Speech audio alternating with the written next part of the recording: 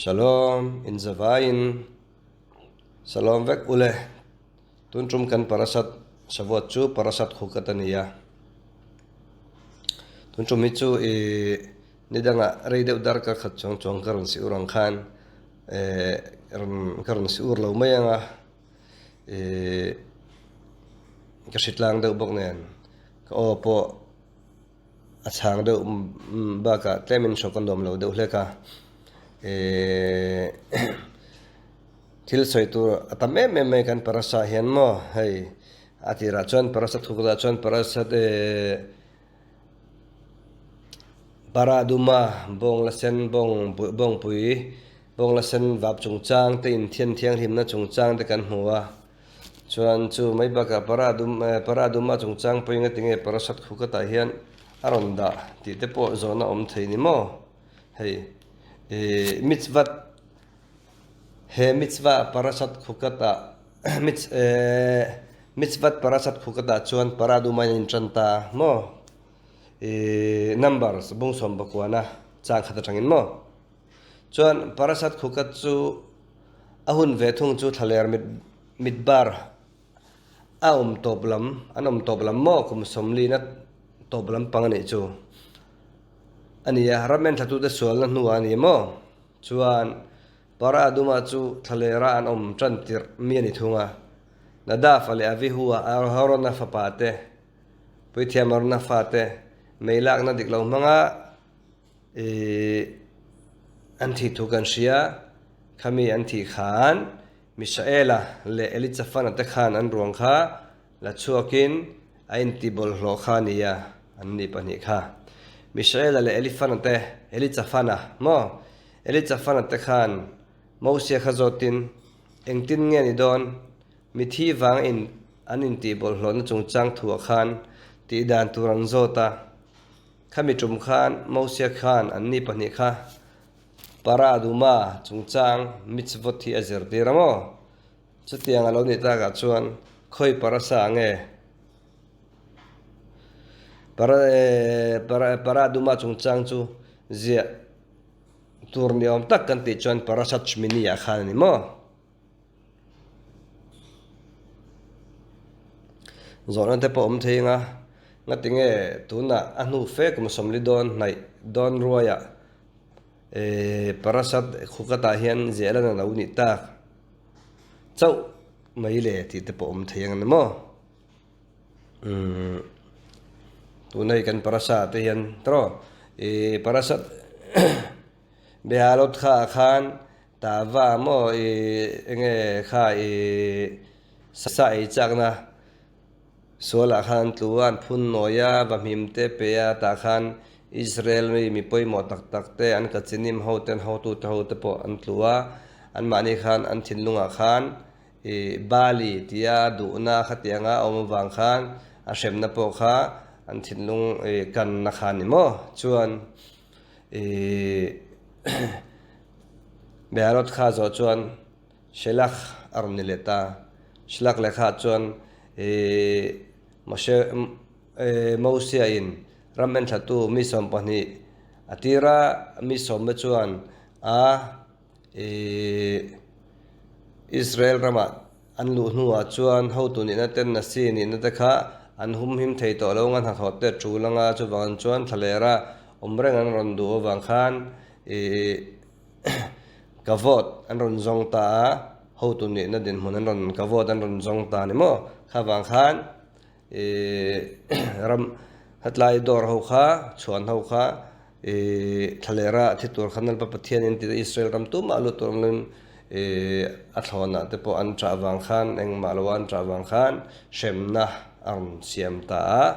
chuan bo chiat na omle ta ni chuan enge pathumna chuan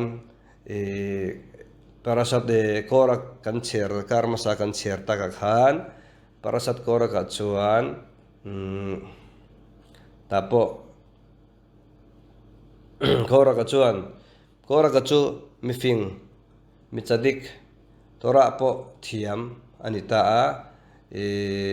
kham mo chuan khami khan ichigna elichafana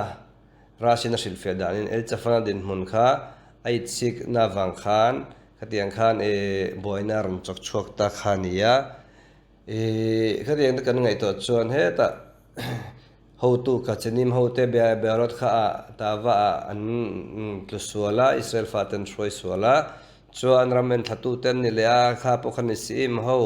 mi kha khamim ho pui an ni ta mi thiam mo tora mi thiam te ho tu na po ko ka te ho le datana le vera mate mai ba ka mi ruven ho pui pa zan hi somnga lai mai kha tiang khan ning lo le khatiang mi ro pui ho po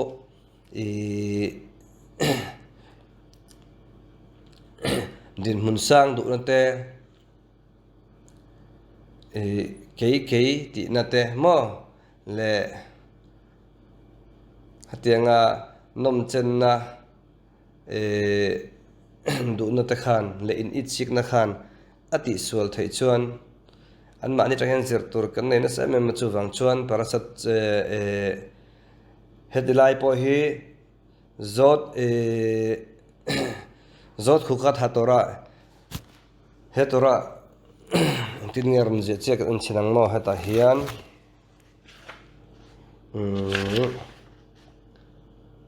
zot khukat hatora asher chiwa dunai tora lalpa thupek chun Israel faten hena bonglan khata khan tora thupek angin arn soita ni mo parasat khukata chuan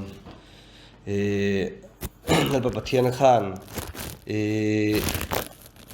miro pui te kha khamim te po le hruai tu te po an khatiang thil tawa sin a tena khatiang chak na te itsik na te ro pui an du na te na mishing khovela ta hruai bo thei jela hruai sol thei zia khami kha aron ti nan khan tora hi intora dan tur thupe karon thunga khami aron pek nan ta chuan kina da para duma len te point kai hoi na kan la soizom zel tur angai la chuan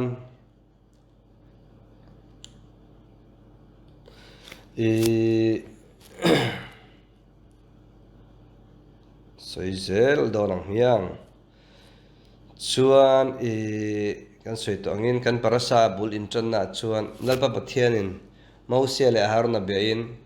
Israel fata thera chuan para duma bong pui apuma sen chuak vek soisel bo ngong kol label haulo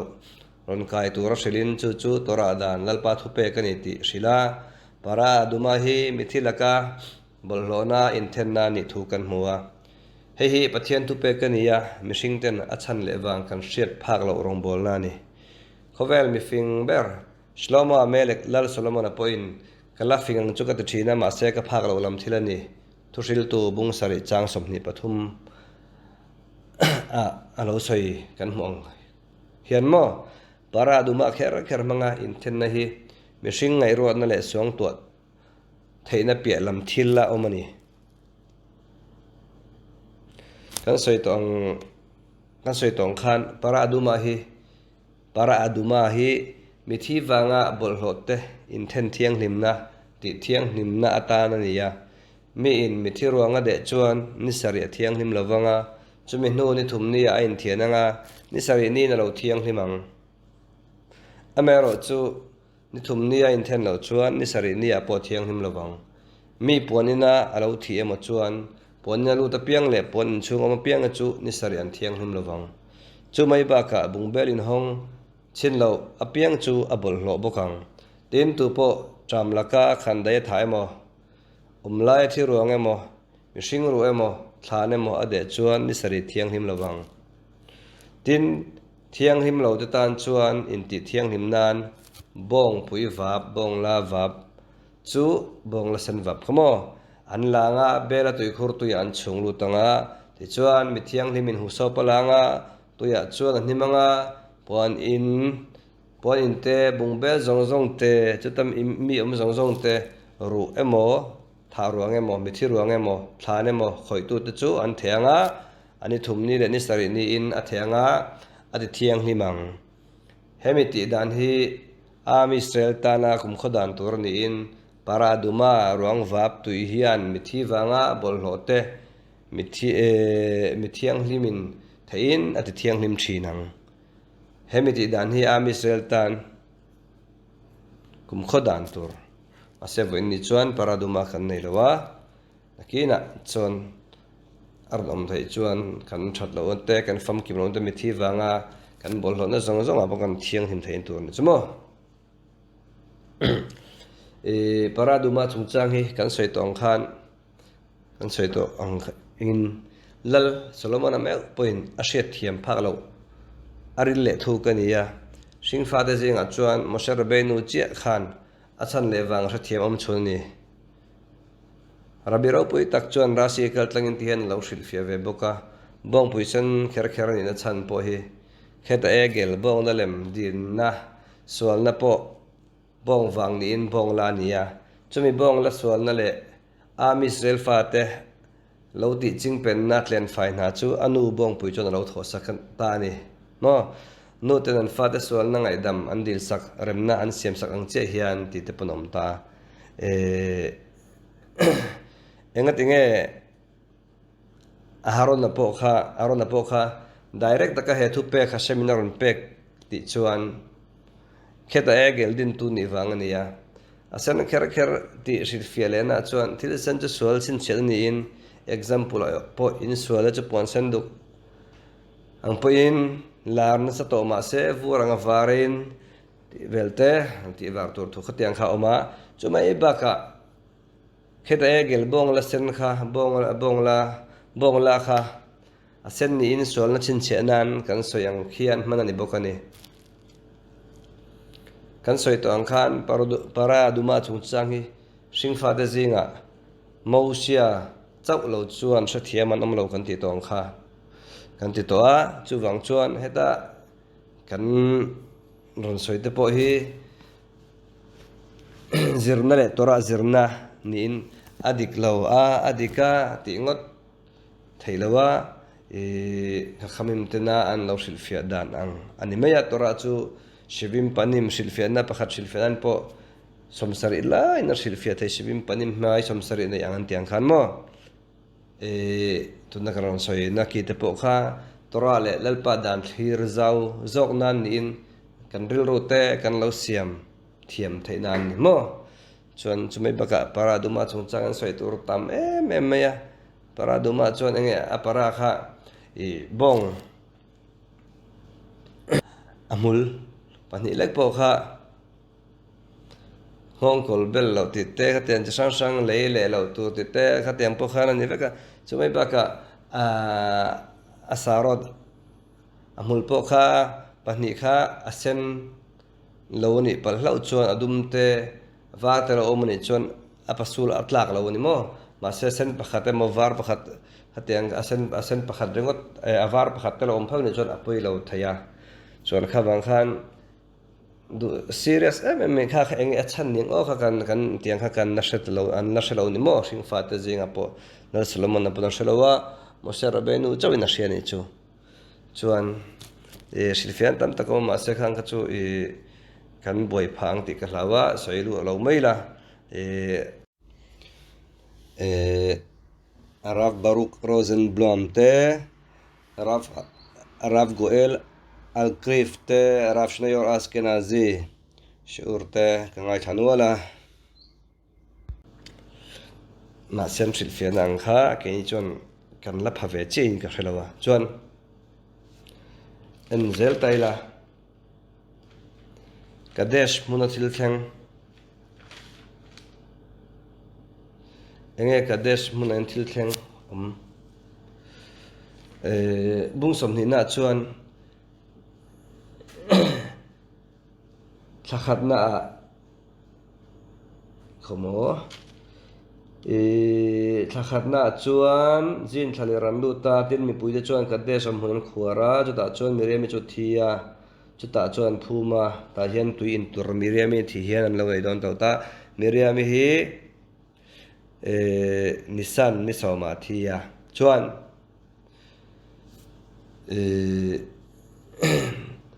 tui in tur nei lo thu kan huta ni mo Miriam chu thia chu ta chuan an phuma tin pung khom ho chuan tuyan nei talawa tin mosia le arona chungchang thu ain pun khom chiama tin pui chuan lalpa ma kanunau te an thi lai khan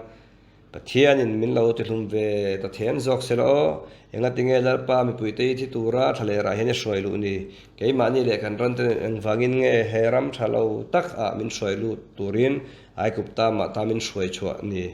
an ti ni mo en vuina sakhop me a chuan masare arona pon mi pui te zinga ta bek buka in kong kan kalan bo khupa dalpa ro puina dalpa hena an dil mo dalpa pathian hena khan dila chuan ta khan Miriam hi athi khan tui om talawa an phum ma kha chon oma athi po khan an phum vele khan tui kha om talawa ta chuan mi chadik te rai ta wangin dalpa pathian in thil tam tak a thonin in pe ni he khovela hian Miriam wangin tu in tur mo arona skut in za ngai na chum mo ananei ka vot mosia wangin mana e tur min pe ya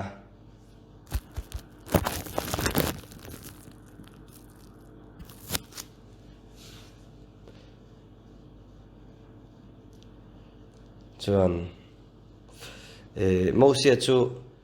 Israel fate tora thu petu tora zirtir tu tora thu an ei tur petu zirtir tu pa berni wangin ama wanga mana pek anita mana changkhamo ei tu chuan chu tiangin arona po ama chumi zong zong chunga remna du mi ni in shalom siam mi nia za omna chumpo chu ama wangin Israel te veng tur khan chumana nei ka vot an nei ana achunga Israel fa chunga khan omta juti lain enge Miriam hian arai tin tui hi anti ve pokha zona ommei theya mase Miriam hi mi chadika lu tu kania zol nei Miriam ni ta chuan shilfia tam tak po ma rafnai or po khana shilfia chawa asura po kangai thanuala Miriam chu heta kumnga mira kan ilai pon Pharaoh Israel nau piang mi pa nau piang chu ti hlum tur tu ya naila thak zel tur ti ta khamia pai hlum tur ti po khan amrama chuan anupuya khevet zokobedi kha athen khani ta marita ta po khan Miriam chuan chalin apa khatian afin chu azo ka kapa enga tinge ichen mai Pharaoh thilti thupek a hian nangma thilti hi thalo zok dei sin hei itian nangma ho tu pai nia levi jing ho tu pa nam ho tu pai ni ve a iti dan hi mi te be zen ron entona Pharaoh chuan Israel mi pa chau annu na ti top sak angani ta mi pa chau ma se nang chuan in chen iti chuan kanu poimak chuan mi pa po me che po chi thana ti top ring to lom pathian du zong ani lawang an tiamo ta khan ani chon ni don take atita Miriam afanu kum ngamilak ngai ina thuron apek ang khan amar ma chon no pui po shoi le ta tiang khan Moshe Rabbeinu por piang khan ta chu mai ba ka Moshe Rabbeinu ron pian khan khoila yange nilusa naila an pai khan ta khan tui pui kama lo avlo wading ta khami tui pui kama adin le khatilaya apa thuron te ati wang khan tui pui kama te lo wadin wang khan Miriam chu ber Miriam tui chun chu angani ti te point ta chuan chu mai ba ka ama chu mi zong zong te khata khan am Israel te lo pian le nan tan khan kha Miriam chu nu poimo ta kai ta ni me che poimo ta kai ta he ta thale ra te po zol nei na nein me che te po a koi sanga a she shira te po kan mo tui pui sen kan chua te po khan an la an tro ta khan kong sang khan nu ni ating ani mo nu ni ating me chu wang chuan Miriam kha kan pisare te ang mai khan nu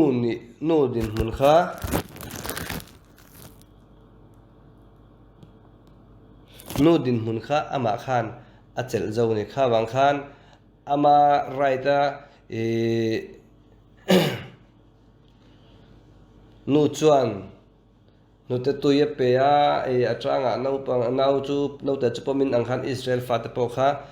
khami right kha run pe in dal pa pathianin miriami wang khan tui kha run miriami skutin mo arun peta hania chuan kan chadik te wangin pathianin thil thloni tam tak min penin tin mo chuan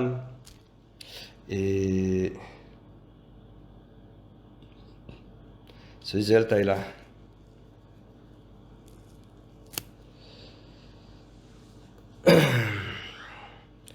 tuin tur nei ta lo chuan mi pui chuan mo sel ron chu beile in tuin tur min peru antia heta po hian bungsom ni changa na hian mo sia an hnial vaka ti kan hmula engkim har satnan ne piang hian tu dang na si ho te le levi ho te ron lowin mo sia nen li ron thlen thini hi kora ka po khan a huat ber chu nian te ni ma asan chu ama po tora mi thiam le an har satna po kong engkima proof sak thei a thiam le in huam kha kalpelin mo sia kheran an ron ta zel thin kha alawin la ro pui nen mo ro pui du mi nen lo ni khan kora khan mo sia kha a huatin angei pha ve satan ti thin ni kha wang khan eli chafana chu ra si chuan a thik ber chu eli chafana chu ni ti ta ha ka chu ma pun kan soi to kan shavek to nga chuan bungsom ni chang saria chuan tin lalpan mo sia chu bia tiang la la pung khom ho te chu khom tir la nang le yu nau pa aron nen an min hmuah lungpui chu tui ti chuak turin hril la lungpui ta chu tui ilak chho sakanga ti chuan pung khom ho le ran te chu in tir don nia ati ta bung som ni chang sari hi en ve chin ti ang i ve thian ang tin nge ti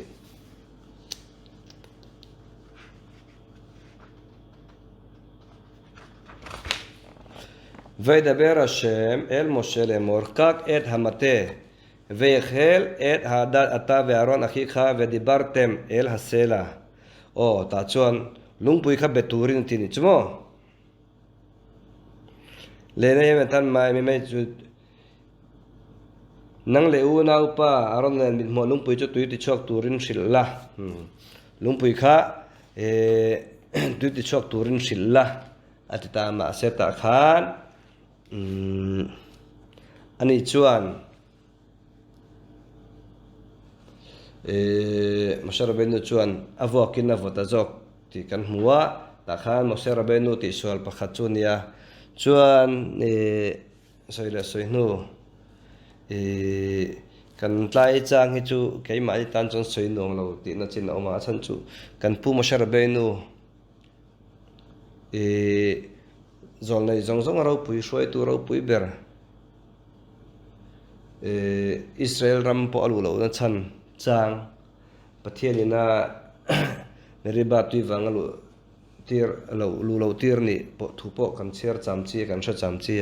hetlai muna hian enge Moshe kan pu Moshe Rabbeinu wa tin lo na lo soi ve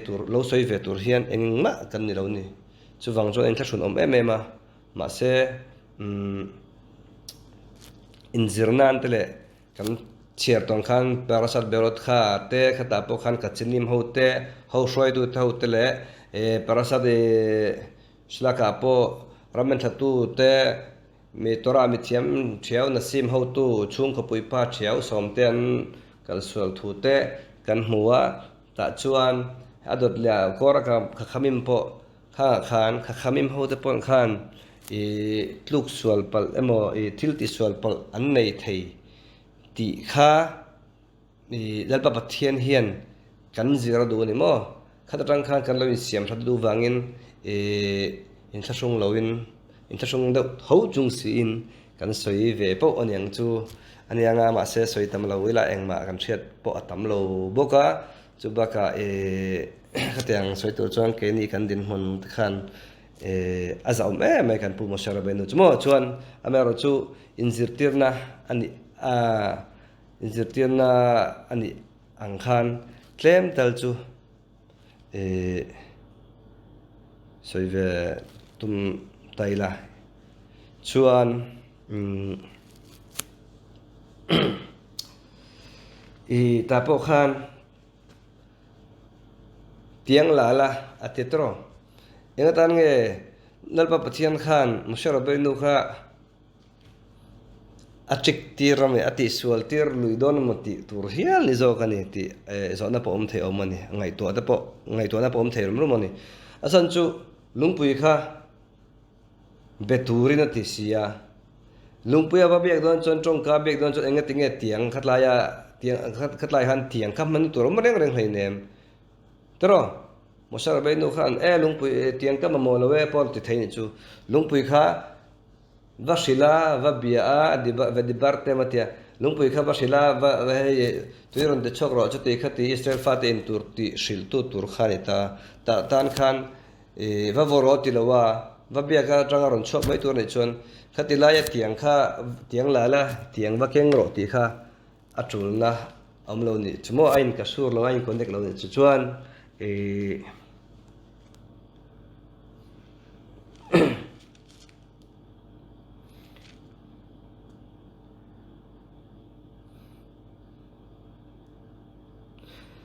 jadi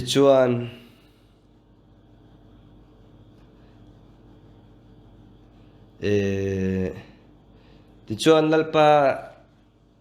lalpa thupek ang chuan mo se chuan tiang lain helmang ho te u ngai te u ta hian helmang ho te u ngai te u helung puya ta hi tui kan lak chua sak don cheu em ni antia an pahnih khan mo she la aron la khan ta hian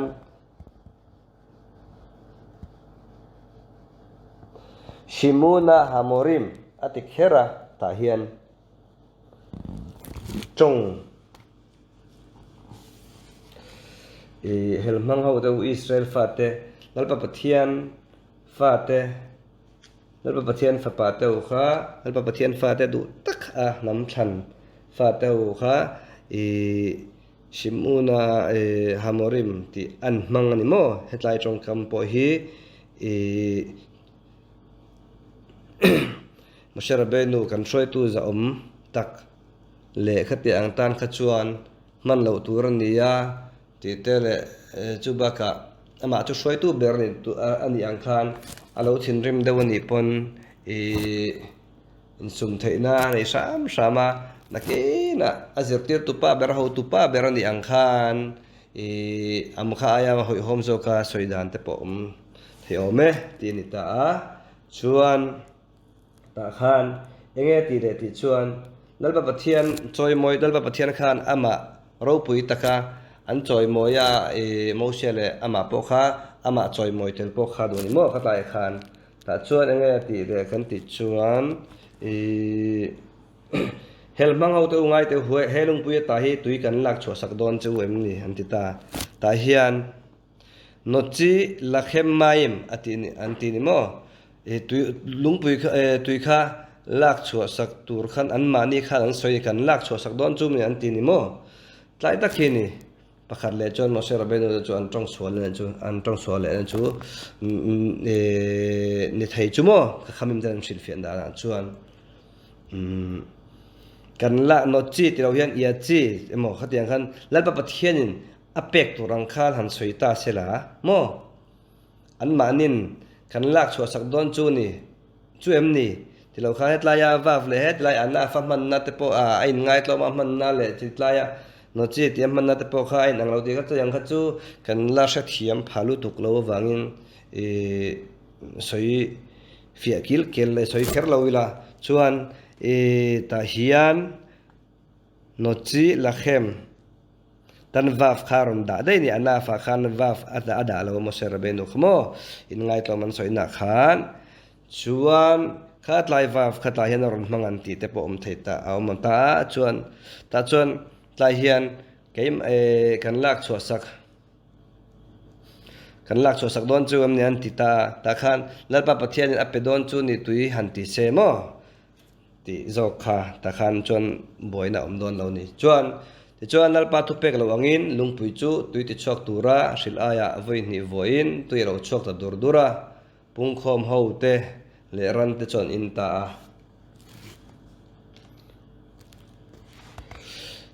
chuan sang som pahnina hian tin lalpan mo se le ran hena chuan mirin lova Israel fa te mit hmuwa mi choi moi lo wangin he pungkhom ho hi karampe ka chon in shruai lowang atia chu mai ba ka harona le mo se chu khoizu le nu tui luan na ram alo tiam to chuan an lu verem ti talo ni mo ta khan Rashi chuan a hrir fianah chuan lungpui kha abiak lo tur zawk kha tir chuan Moshe Rabbeinu khan lungpui kha lo va haya abiak lo tur zawk a lungpui ani lo zawk a lo va bia kha wang khan lungpui khan tui a lo chhuah thei lo ni an ti ni mo chuan Midrash le Ilkut Shimoni mo Rafina asiurna chuan katilaya khan Raf shiur ka ngai thla ka chuan khatilai lung englo na kha an vabiak tur kha heta ai gupta rama po Israel fa pa ho nai luya an pai khan lungpui awma ta khan ta tang khan khoi zu le hnu tui aron chuat ta an tin mo khami lungpui khan nai la khan lo oma chumi tang chuan hnu tui thum ba ka khoi zu ta an nge em Israel fa ta po khan khan ron len pha ta heta khami lung kha roi chuat na po hian heta tu na thalera mi thau hi ni an ti ni mo thalera Moshe na va biak tur po hin ta alo lian to an ti lo thang lian mo chuan khami kha va biak tur nia khami lungai tho kha chu ta po khan silfiana chen khata chon moi deu chuan khami lung tho kha ani si kha hakarat tova Moshe hian ta hian he atilaya lung chuan Israel fa te mi pa ho kha lo chom lianin tuyan pai kha nung damin thimei tur kha nung damin lo tia khoi zu le lo ti chuakin pathian an tanga khatian that na kha that nai na ron rul lowa aron vozo kan ni khami tak kha ti sual te po Moshe khan ti te po ma ta khan eng pon ise vok lowa lal pa pathian abiaka lungpui chu bia tui patura tiang khan an ti mai sel chu engkim kha fel ni mo til reng chu keima ni du dan le ngai dan na kan tiang china hi chuan boy na hir nom thin ni ma se ta khan mo kan pu Moshe Rabbeinu kha engma dem na tur keima ni te hian engma kan nei lo ni chuan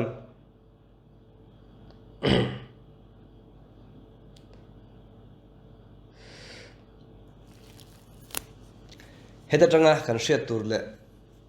tur le zor thei chu mi chadik te chu an thil ti theina po aro puina san jele lalpa pathian pon an ma ni phut le tanga big zia kan mu chiang hle ni Moshe Rabbeinu te tang hen mo chu mai ba ka mi pa ngai le minaran laka angai dam mei thei tur po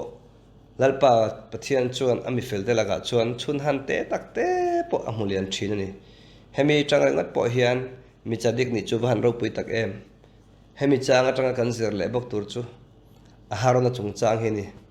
aharona hian enge ati sual nei ve Moshe ba khian helmang ho te ti in thumoi lo phu chokin tuipo ama vok chonia tro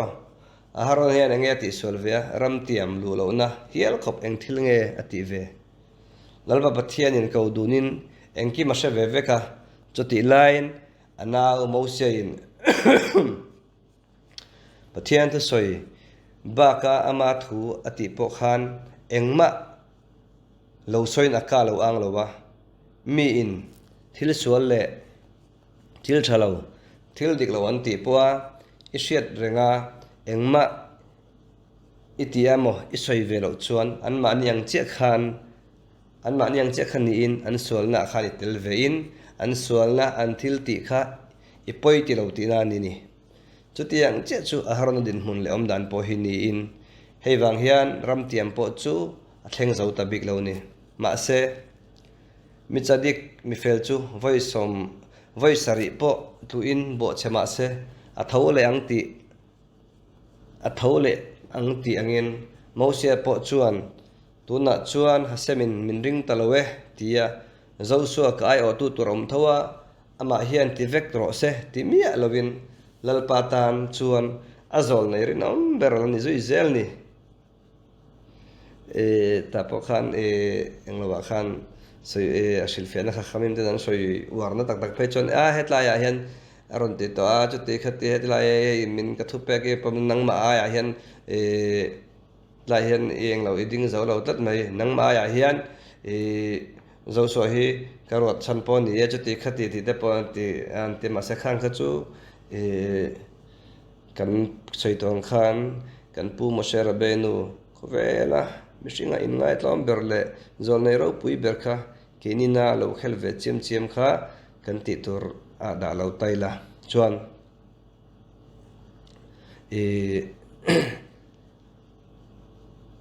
nalpa pathian pon ka zol nei ro pui ber mosi ang renga min ngai tlom nom si lo tiang khan thil pakhat shet mai tur chu bible a khoi zu le no tui luan naram Israel ramati hi akhavana hi chu khoi zu tak ani lovin mishna chuan tamara tanga khoi zu thum chi an siam he ni an tiamo chuan kan parasa chu soi tur tam me masar benu chungchang po kha dik taka chuan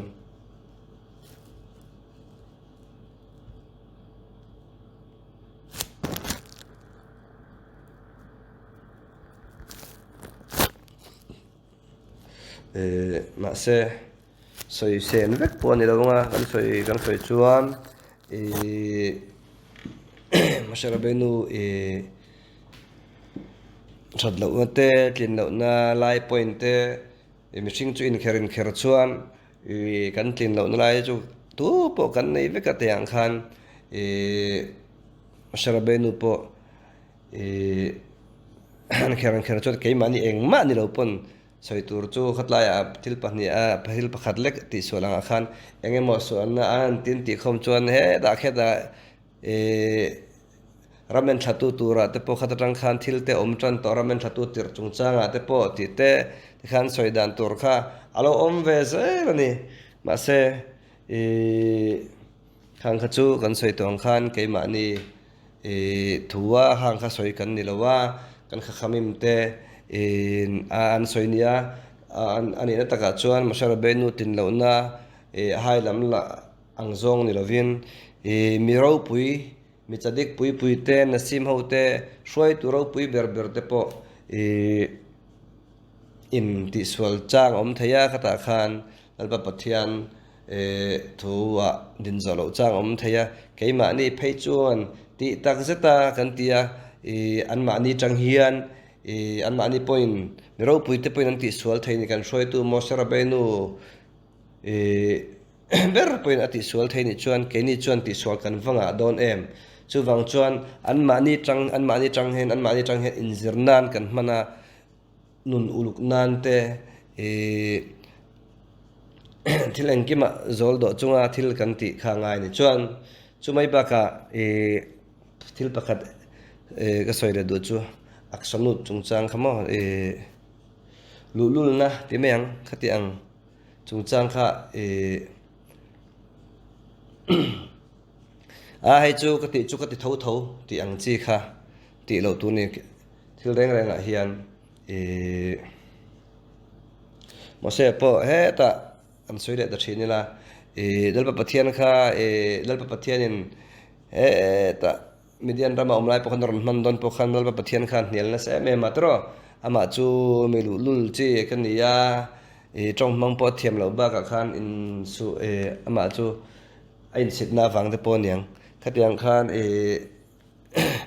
mi hian me lul te khatianga kan ni chuan keima ni hen in siam thatangai ni asan chu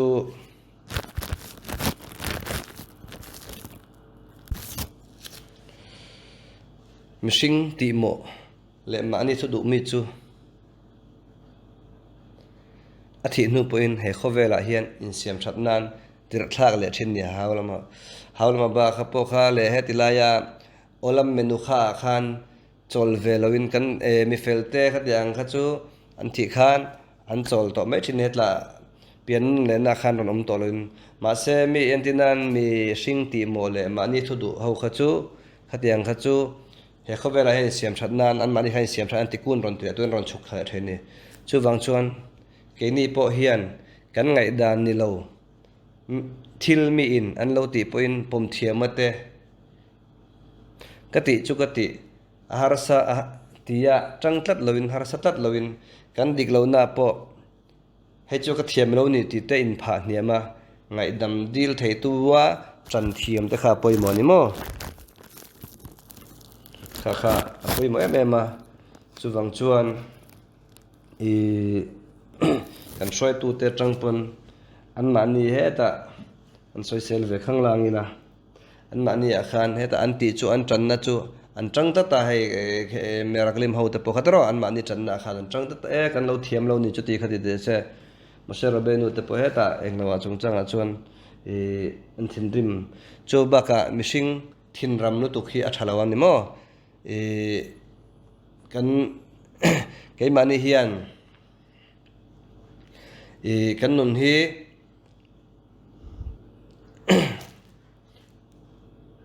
thin rim na kan nei po khan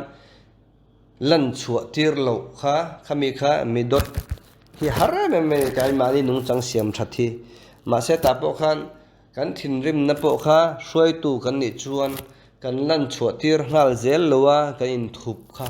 apoi mo me mani kan thup thaya zai kan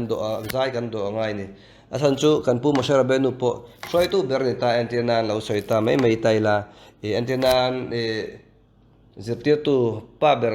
chu athinarim chuan chu ti khati kan tir mizoram chuan thindim thui me Israel mai chuan kan an zirtir tu teitro an ka po chu ni la min selo no pangzo ken du nan tir kol thei ania kei mani phe chuan kan lo huat pui to pani zo kan mo an za lo dan le no pang ta thun oi den duan dan ni ta chuan enge han ti an soi bel turam chu an ma ni kha kan soi tu ber po tianga thinram le mi ti mo le ma ni thu du mi ni chuan tiang heng ke ma ni po kan om mei tur ni ti na soi tu tang khat ar om thei ni khat khami la ka om lo nan khan soi tu ta kha thinram lowa ma ni ngai dan pong po von satlat lowa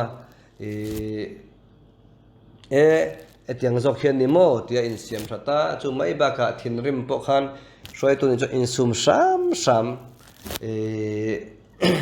ngai zia kha kan pu Moshe Rabbeinu tangpon kan hmu ni mo chuan khatlam pang chu soi tur tam na in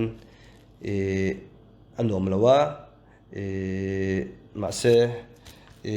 inzirtir na ni pa formin soile soi nuang khan kan pu Moshe le kan mi khamim hote that lo na ngor soi kan ni lawa inzirtir na nung chang medat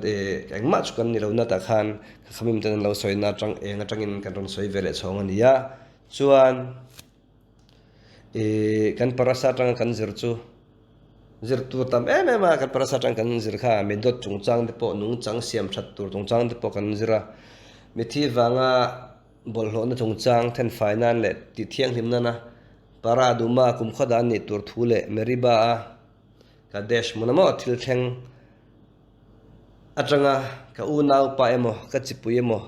sualna kong daya san chuak tur le siam thatura ka ke kalo pe nemo ka kalo an ve mero chuan thil sual lian tham tak amang je sualna ka ti ve ni ti sia ta kan unau te khoi muna po hum sualan dai don chuan kan thai to pa khai chuak le tran pui tu kan ni kha kan tum tur ni kha kan ti ve tur nia lalpa pathian kan pu Moshe Rabbeinu te Aharon na Kohen te ten lu an chak em na ram thiang nim Israel min shoi thleng tu chu fakin om se ani chuan kan dam lai ngei hian a chan dam na tluan tling chu Israel zing a hian ron thlen tir mol ro se chuan kan soi photo angin tuna kan siura khan tuna kan siur kha kanu tharau kanu du tak rodi bat malka tharau choi san nan ni selatin chumai baka ka usanga Eli Ben Ruth in chisel na le damna achan theinan lo ni sela chuan chumai baka hei hruai tu tharte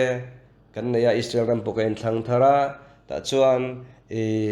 kan hruai tu te po nalpa pathian ro tan ni engma lungai tur omlowa engkim hi nalpa pathian ina aron atha turin mishing te a hian le khovel hen ro rel ti hi khamim te no soi angin rin top tur ni mo chumi chu thalo ti lo khan kan chief minister kan prime minister po beneta po ni se ama po atha em don ni mo tir tang pona thangar ngar renga ama phai chu an thangar ngara mase tun tuma hian aron lu dan kha a follow de ulakati mai chawnia ama po sakran ni kharon lo ta ni meya ama po na tha Netanyahu pol te po liku thau te po asriam thatu te aron vor nung le tu te nia chuan Netanyahu po pathianin chulo ti chun ron ni tir le mai don ni chuan engma hi keima hi chuan kan thu thiam phalowa he ta swai tu de din huna po tro masiak ron omna dura poron pen tur ta dal David ron pen dura po engma kan mu thiam hainem dal Solomonan dal David dal Solomon ta kan ti Samuelan zolne Samuelan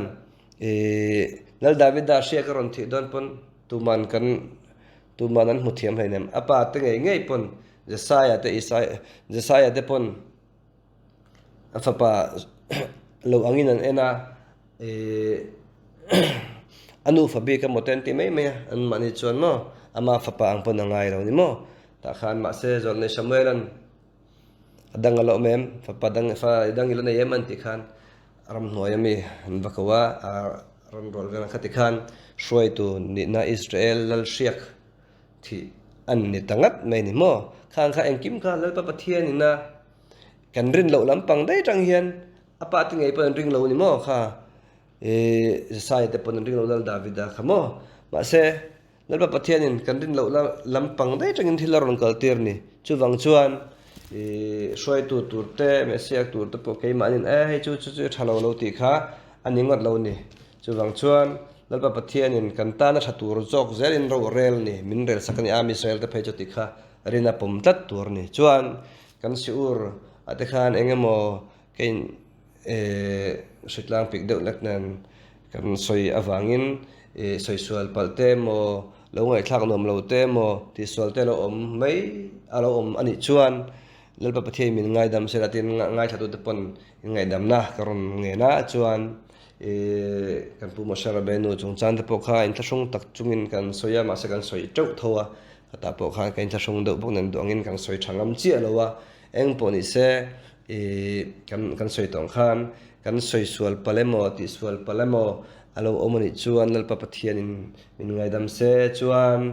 in in zavain Shabbat Shalom vek ule